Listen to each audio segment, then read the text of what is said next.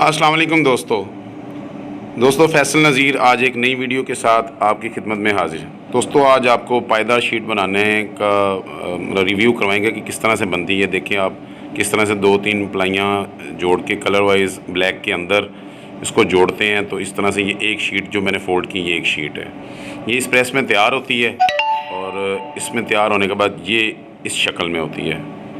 ये ऊपर से प्लेन होता है और नीचे से इसका डिज़ाइन इस तरह होता है। ये चेक करिएगा क्लोज करके, ये सारी जो है ना पायदार शीट बन रही हैं ये, और जो रफ्तार होती है वो भी इसी तरह की होती है।